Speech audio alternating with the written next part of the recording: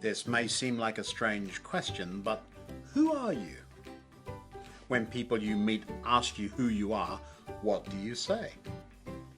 This week I met someone for the first time and asked them that very question.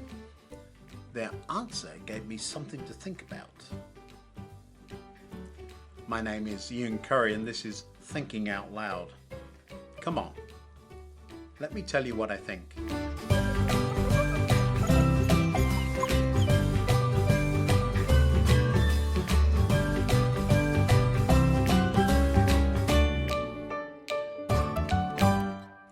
Long ago, there was a powerful king who ruled over a very impressive empire. He prowled the palace parapets, looking out at his kingdom. It was a lovely place with wonderful things to see. Although the king lived a very long time ago, he was very good at being king. He had all sorts of things under control. Lovely public gardens, good food for sale in the street markets, and on top of that, he managed to keep the rather jealous kingdoms next door under control. His palace was very secure too. If you weren't invited to visit, you'd better not go. The king had his guards so well trained that if you so much as walked into the king's palace and the king didn't hold out his scepter for you to touch, it was an instant off with your head moment. How then would those kingdoms next door get rid of this powerful king? One day, two rather suspicious strangers applied for a job at the palace. Their credentials seemed to be fine, and they were hard workers, so despite them not being from around here, they were hired. Time passed. It does that in any good story. And the two soon became part of the team that helped the king get dressed in the morning. Have you ever wondered why powerful kings can't manage to dress themselves? I have. I get dressed all by myself in the morning, but then I'm not a powerful king. The two spies, for that's what they were, had infiltrated the palace and now hatched a plan to assassinate the king. Oh no. Well, just when the king was due to be dispatched, someone figured out who they were and what they were up to. In the nick of time, the king was saved and there was a general review of palace security. Now, do you remember I told you that going to the palace wasn't a clever idea? Do you remember? I can imagine the king saying to his friends, drop by for tea sometime. And his friends saying, can you make sure you're quick with that scepter thing of yours when we come by? We don't want to be detached from our heads. The adopted daughter of the man who uncovered the spy plot was very beautiful. She'd become queen, but for quite some time the king hadn't invited her to come for a visit. Back in those long ago days, queens sometimes lost their heads too, so just wandering into the king's throne room might not be a very clever idea. One day, another plot was hatched. This time, it was to kill a whole group of people, including the man who had uncovered the first assassination plot. Oh, and the Queen. The Queen needed to visit the king and tell him all about this plot. But what if the king was not in the mood? What if he decided it was off with her head time? What if he was so stunned by her beauty he forgot to hold out his scepter? Rather a dangerous idea to just drop by, don't you think? This is a very interesting story, isn't it? It has all sorts of twists and turns that would take me a long time to tell you. So why am I telling it? Especially if I let you know I'm not going to tell you all of it. Oh, okay, just a little more. The Queen wasn't keen. Try saying that a few times. The Queen wasn't keen. The Queen wasn't keen. The problem was that she'd seen others go for a visit and not come back. What if he doesn't like me anymore? Am I good enough? I'm older than I used to be. These wrinkles, do they show? Does my bum look big in this?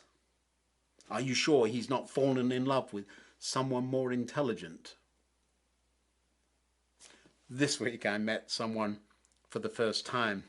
I asked them who they were, and instead of giving me their name, they said, "Oh, I'm nobody. I can't do anything right and I always mess things up." I replied, "Well, my name's Ian, and I'm quite capable of messing things up too." Then, still trying hard to get to know the person I would be spending a good part of the rest of the day with, I asked another question. "Where are you from?" "Oh, I'm not really from anywhere much. I live in the middle of nowhere. It's a small town that doesn't do much of anything and isn't famous for anything." "What do you like to do?" I asked. And again the answer was rather depressing. It felt a bit like what was going on with the Queen in our story, doesn't it? "I'm no good. I'll probably mess it up and may get killed in the process." Sometimes self-esteem is something that needs a little bit of help, doesn't it? After a short time working together with the person I met this week, soon they saw that they really could do things well, and they were there for a reason. And far from being nobody from nowhere, they had an important part to play in the lives of those around them.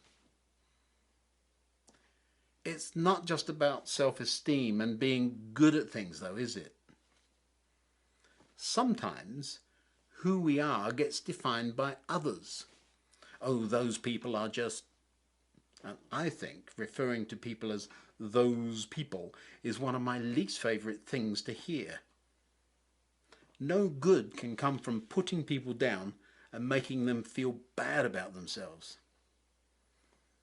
On the other hand, while others sometimes start the process, we're quite capable of finishing it. Once you see yourself as one of those people, you can quickly end up like the person I saw who just thought of themselves as the lowest of the low and a nobody from nowhere. How do you define you? When people ask who you are, what do you say? Do you define yourself by where you live or your job, perhaps? I hope not, because then when your job goes away, you kind of won't really know who you are anymore. Asking others who they think you are sometimes gives you a clue of how you're presenting yourself, but here's an idea. Decide who you want to define you. Is that you or a partner, perhaps? One of the things I've told our boys is that if they want to know what they'll be like in the future, look at who you're hanging around with today. Do you want to be like them? Will you be all you dream about being, doing all you dare to dream to do? Defining ourselves, not letting others define us, especially choosing very carefully how that process happens, and then staking everything on that choice is exactly how our story today plays out. You do want to know how the story ends, right? Oh, I forgot to tell you the names of the characters, didn't I?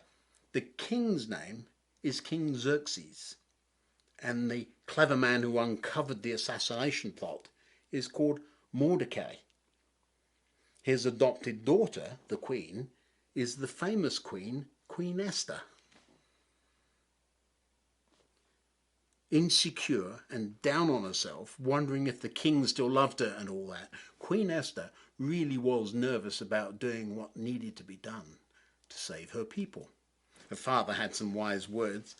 He tells her that she's in a no-win situation and that perhaps, despite being down on herself, this was her time. Who knows if perhaps you were made queen for just such a time as this? Well, Esther decided that she was going to be who she was, queen of a powerful empire and the most beautiful queen there was, and walk right in there and talk to the king. The queen had a lovely bath, put on some smelly perfume, and then spent a goodly amount of time choosing what to wear. I say a goodly amount of time because that's just what ladies, especially queens, like to do. They ask, does my bum look big in this? And I'm sure the unanswerable question, this one or this one? What do you think? The time came for dinner, and in went the queen. The king was sitting on his royal throne, facing the entrance. When he saw Queen Esther standing there in the inner court, he welcomed her and held out the gold scepter to her.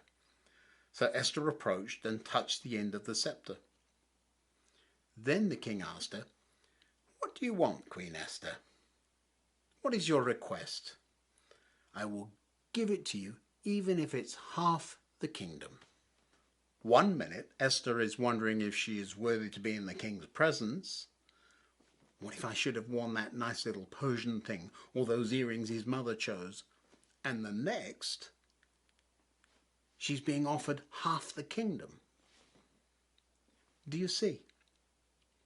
Sometimes we're so caught up with things that really aren't so vital that we forget who we are. This was Queen Esther, the most beautiful queen around. This is not a nobody from nowhere. You can find the unabridged version of this story, as well as a gruesome ending, in the Bible. There's some lovely things to learn from it, and I'm sure you'll want to know what happened to a 75-foot sharpened pole and the plotter of doom that was trying to kill the queen. Until next time, goodbye.